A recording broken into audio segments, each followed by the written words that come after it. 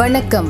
இன்றைய மாவட்ட செய்திகள். முன்னாள் அமைச்சர் உதயகுமார் அமமுக பொதுச் செயலாளர் தினகரன் குறித்து பேசி வீடியோ வெளியிட்டார். இன்றைக்கு அந்த லட்சியத்திலே இருந்து விலகி பொது நலன் மறந்து, மக்கள் நலன் மறந்து, தொண்டர் நலன் மறந்து தன்னுடைய சுயநலத்தின் மொத்த உருவமாக நேற்று தஞ்சாவூரிலே கருத்து சொல்லியிருக்கிறார் கருத்து கந்தசாமி.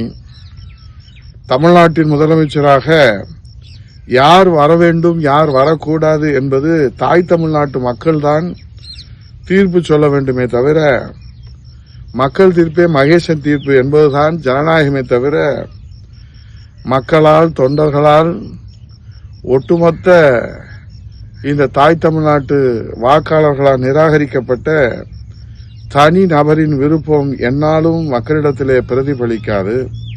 இதுவரை அவரை தெரிந்து கொண்டவர்கள் எல்லாம் அவரை விட்டு விலகி சென்று கொண்டு விட்டிருக்கிறார்கள். இதுவரை அவரை முழுமையாக புரிந்து கொண்டவரெல்லாம் அவரை விட்டு விலகிவிட்டார்கள். புரிந்து கொண்டு இருப்பவர்களெல்லாம் விலகி கொண்டே இருக்கிறார்கள்.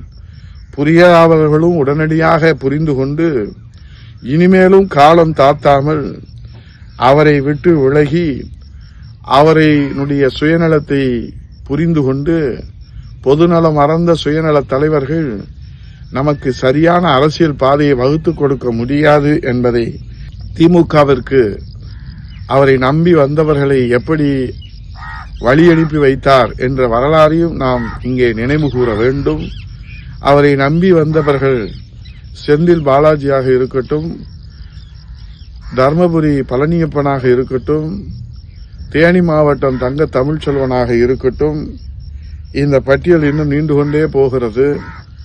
அவர்களையெல்லாம் இவரே திமுகவிற்கு வழி அனுப்பி வைத்துவிட்டு வாழ்த்து சொல்வதையும் நாம் பார்த்தோம்.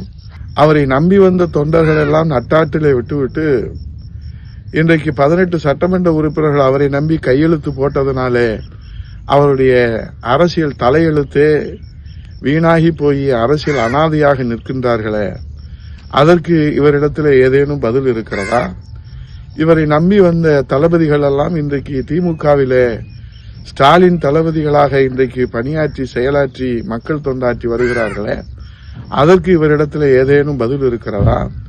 இன்னும் பல பேர் இவரை எப்போது விட்டு ஓடிவிடலாம் என்று சுபமுகூர்த்தம் பார்த்து கொண்டிருக்கிறார்களே, அதற்கு இவரிடத்தில் ஏதேனும் பதில் இருக்கிறதா?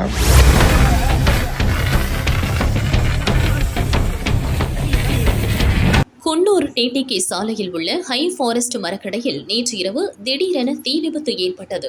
ஸ்பாட்டிற்கு விரைந்த குன்னூர் தீயணைப்பு அலுவலர் குமார் தலைமையிலான குழு 1.5 மணி நேரம் போராடி தீயை அணைத்தனர்.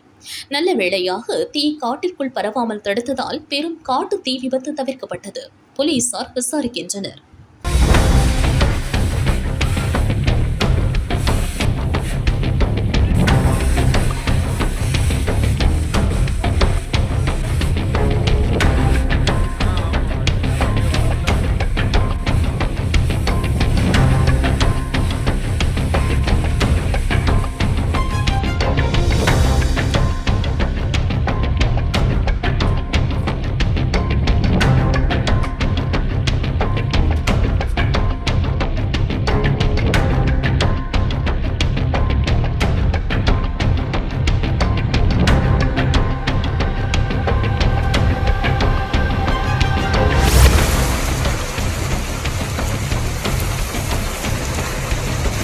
சேலம், ஆத்தூர் மற்றும் அதன் சுற்றுவட்டார பகுதிகளில் நள்ளிரவில் மழை கூட்டி தீர்த்தது.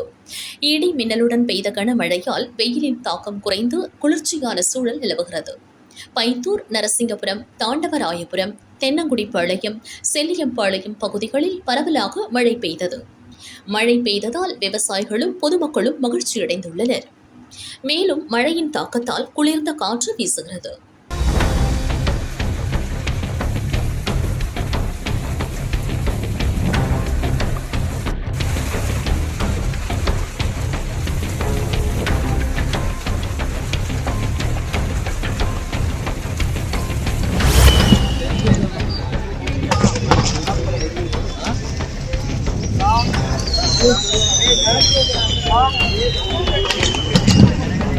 சிவகாசி அருகே மயிலாடுதுறையில் செல்வகுமார் என்பவருக்கு சொந்தமான பட்டாசு கடை உள்ளது.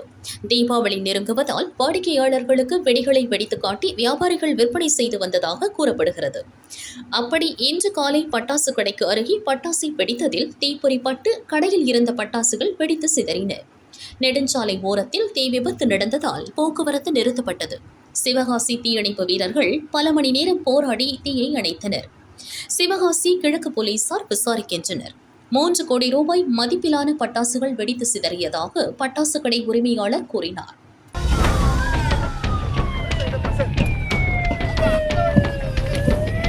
அந்த